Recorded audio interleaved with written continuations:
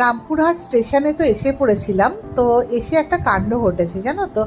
তো আসার পর আমরা তো 1 নম্বর প্ল্যাটফর্মে দাঁড়িয়ে আছি। আমরা তো ভাবছি যে ট্রেন হয়তো এখানেই আসবে, আমি আর শিব। তো হঠাৎ করেই একজন বলছে যে আমরা যে ট্রেনটাতে আসবো সেই ট্রেনটা নাকি প্ল্যাটফর্ম নম্বর 4-এ দিয়েছে। তো আমরা তো দৌড়াদৌড়ি করতে শুরু করে দিয়েছি। তখন 4:10 বাজে, আমাদের ট্রেনের টাইম ছিল 4:40। তো আমরা ভেবেছি যে ট্রেনটা কি পাবো, এত তাড়াতাড়ি ট্রেন দিয়ে দিল, কি করবো, পাবো কি পাবো না। যাই হোক, তারপরে তো 1 নম্বর প্ল্যাটফর্ম থেকে দৌড়াদৌড়ি করে আমি আর শিব 4 নম্বর প্ল্যাটফর্মে আসলাম। তো এসে দেখলাম যে হ্যাঁ, ট্রেনটা দিয়ে দিয়েছে। তো তারপরে আমাদের যে কম্পার্টমেন্টটা ছিল একদম লাস্টে ছিল। তো আমরা চলে আসলাম, এসে দেখছি কম্পার্টমেন্টটা খোলেনি তখনও পর্যন্ত। এসে তো তোমরা দেখলে আমরা বাইরে দাঁড়িয়েছিলাম। দাঁড়িয়ে থাকার পর ওই ভেতরটা ক্লিন করছিল একজন, ঢুকে গেছিলো ভেতরে অন্য একটা গেট দিয়ে। তো ওনাকে বার করে দিল, বললো না ভেতরটা ক্লিন হচ্ছে, তারপরে দরজা খোলা হবে। তো যাই হোক, তারপরে ভেতরটা ক্লিন করার পর আমরা ট্রেনে উঠে গেছিলাম। এই দেখো, ট্রেনটা বেশ সুন্দর ছিল। আমি আর শিব উঠেই একটু গল্প টল্প করছিলাম, তখনও ট্রেন ছাড়েনি, তখন মোটামুটি 4:20-25 হবে। আমরা দুজনে বসে একটু গল্প করছিলাম আর বলছিলাম যে আগেরবার যে ট্রেনটাতে ফিরেছিলাম সেই ট্রেনটার থেকে এই ট্রেনটা অনেক বেটার। তো দুজনে মিলে নিজের মতোই গল্প করছি, একটু ফটো তুলছি, এদিক ওদিক দেখছি। তো এই করতে করতেই আস্তে আস্তে ট্রেনটা ছেড়ে দিল। ট্রেনটা কিন্তু খুব সুন্দর ছিল জানো তো। মানে আর ট্রেনটার পুরো কম্পার্টমেন্টটা ভর্তি হয়নি। অনেক যেমন আমাদের যে পাশের সিটটা ছিল, সেই পাশের সিটটা, এখানে 3জন বসার সিট, তো আমাদের পাশের সিটটাই তখনও ভর্তি হয়নি। তো আমাদের পাশের সিটটা থেকে বোলপুর থেকে লোক উঠেছিল, কিন্তু 2-3টে স্টেশনের পরেই উনি আবার নেমে গেছিলেন। তো আমাদের পাশের সিটটাও খালি ছিল বলতে হয়। তো এদিকে সব জিনিসপত্র আসছে, আমিও দেখছিলাম। ট্রেনে জিনিস উঠলে দেখতে খুব ভালো লাগে। তো আমি দেখছিলাম ট্রেনটা একটুখানি ছেড়ে আবার দাঁড়িয়ে গেছিলো স্টেশনে। তো আমি শিবকে বললাম যে স্টেশন থেকে তো ট্রেনটা বেরোনো না, দাঁড়িয়ে গেল, কিছু প্রবলেম হলো কিনা। আমি শিবকে বলছিলাম যে তুমি একটু জিজ্ঞাসা করো কাউকে।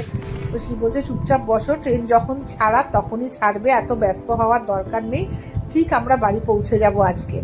তো সেই মতোই শিবের কথা শুনে আমি আবার চুপচাপ বসেছিলাম আর ট্রেনটা একটু দেখছিলাম যে পুরো ট্রেনটা ভর্তি হয়েছে কিনা। তো দেখলাম না, তখনও ট্রেন পুরো ভর্তি হয়নি।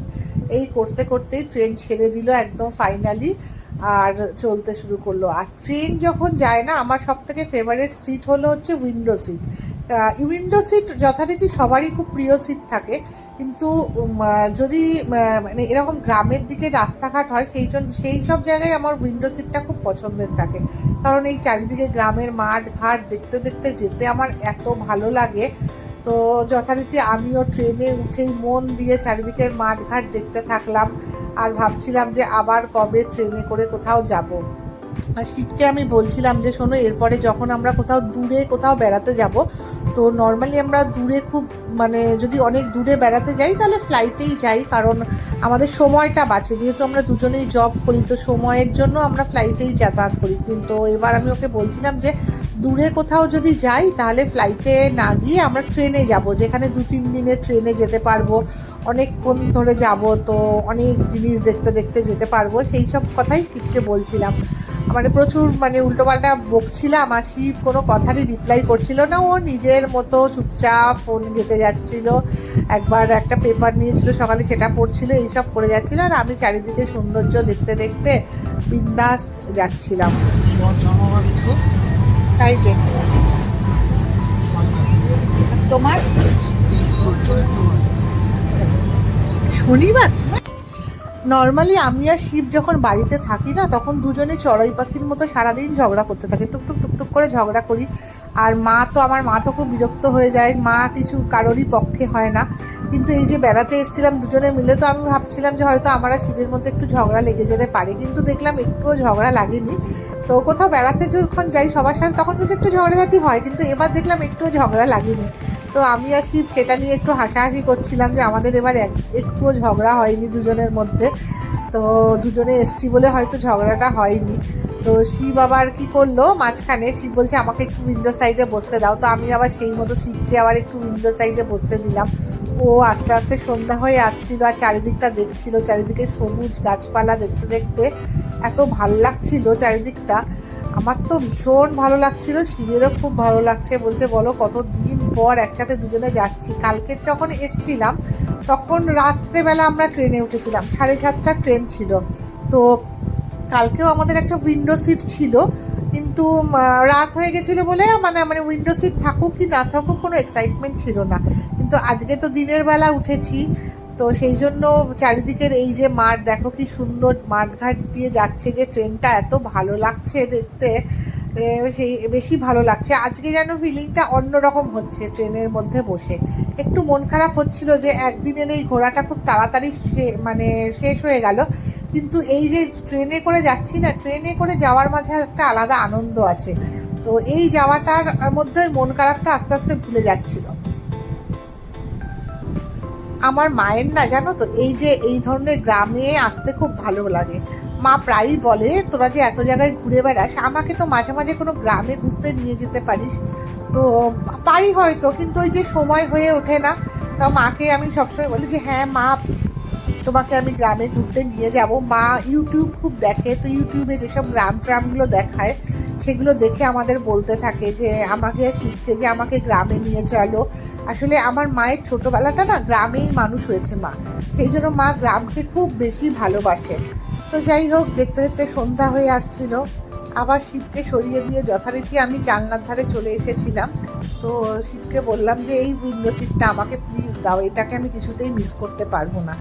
তো সন্ধ্যেটা অনেকটাই হয়ে আসছিল, বাইরে থেকে দেখে বুঝতে পারছিলাম, বাইরেটা দেখে বুঝতে পারছিলাম ট্রেনটা কখনো আস্তে আস্তে যাচ্ছে, আবার কখনো জোরে জোরে যাচ্ছে। তো চারিদিকটা দেখছি আর ভাবছি কখন বাড়িতে পৌঁছাবো। তার মাঝখানে আবার মা 2-3বার ফোন করে নিল, আমার দাদা বৌদিরাও ফোন করলো যে আমরা ট্রেনে উঠেছি কিনা। তো আমরা বললাম হ্যাঁ উঠে পড়েছি। আর এদিকে আবার এর মধ্যে হয়েছে কি, ট্রেনে ঘটি গরম বিক্রি করতে চলে এসেছিল। তো আমি ঘটি গরম খেতে খুব ভালোবাসি। শিব আমাকে জিজ্ঞাসা করছিল যে আমি ঘটি গরম খাবো কিনা। তো আমি বললাম হ্যাঁ খাবো, কিন্তু এদিকে ঘটি গরম দাদাকে ডাকতে ডাকতেই ঘটি গরম দাদা চলে গেল একজনকে দিয়ে, আর এদিকে আসলো না। তো যথারীতি আমার আবার মনটা খারাপ হয়ে গেল, ঘটি গরমটা খাওয়া হলো না দেখে। তাই মুখটাকে আমি বেজার করে এদিক ওদিক দেখছিলাম, ঘটি গরমটা খাওয়া হয়নি। আবার দেখো ওই দেখো শিব আবার জানলার ধারে চলে গেছে আর আমি এইদিকে চলে এসেছি। এই করছিলাম আমরা দুজনে মিলে, একবার শিব জানলার ধারে যাচ্ছিল, একবার আমি জানলার ধারে। অলরেডি 1 ঘন্টা প্রায় লেট আছে, টায়ার্ড হয়ে পড়েছি আমরা ট্রেনে যেতে যেতে। শিবতে এতটাই টায়ার্ড হয়ে পড়েছে আর বসে থাকতেই পারছে না, বিরক্ত হয়ে যাচ্ছে। মানে ভেবেছিলাম 9টার মধ্যে বাড়ি পৌঁছে যাব, কিন্তু এখন দেখছি 10টা বেজে যাবে, 10টার বেশিও বেজে যেতে পারে বাড়ি পৌঁছাতে। প্রায় 1 ঘন্টা লেট আছে। তো আস্তে আস্তে চলছে ট্রেনটা, এমনি ভালো, কিন্তু লেট করলো। খুবই ভালো ট্রেনটা, মানে রামপুরহাট থেকে কলকাতা আসার এই ট্রেনটা কিন্তু বেশ ভালো, মানে ভালো সব কিছু ভালো ছিল, কিন্তু লেট করলো বলেই বিরক্তটা লাগছে। একটু টায়ার্ড হয়ে পড়েছি, সেই কালকে বিকেল থেকে বেরিয়েছি, সেই থেকে চলছে আমাদের। রাতেও ভালো ঘুম হয়নি কালকে, আজকে সারাদিন খুব দৌড়াদৌড়ি এদিক ওদিক হয়েছে। টায়ার্ড লাগছে, বুঝতে পারছি না কটায় বাড়ি পৌঁছাবো। মাকেও ফোন করে বলে দিলাম যে বাড়ি যেতে একটু রাত হবে, দেখি এখন কী হয়। এই তো শিবও টায়ার্ড হয়ে পড়েছে, শিবও টায়ার্ড হয়ে পড়েছে। আমি তো অলরেডি টায়ার্ড, মানে অনেকক্ষণ আগে থেকে, তার মধ্যে এসিটা প্রচণ্ড ছিল। তো আমি ওই জন্য আবার উইন্ডো থেকে ওইদিকে গেছিলাম, আবার উইন্ডো থেকে চলে আসলাম।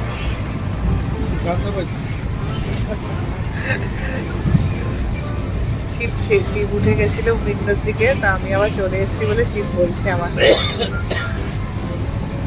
দেখি এখন চলো কটায় পৌঁছানো যায়, জানি না আর কতক্ষণ তোমাদের সাথে কথা বলতে পারবো। অনেকটা এখন প্রায় 8টা বাজে, অনেকটাই রাত হয়ে গেছে, দেখা যাক কি হয়।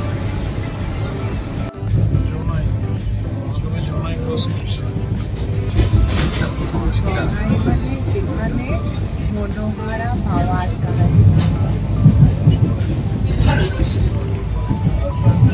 বুঝেছ?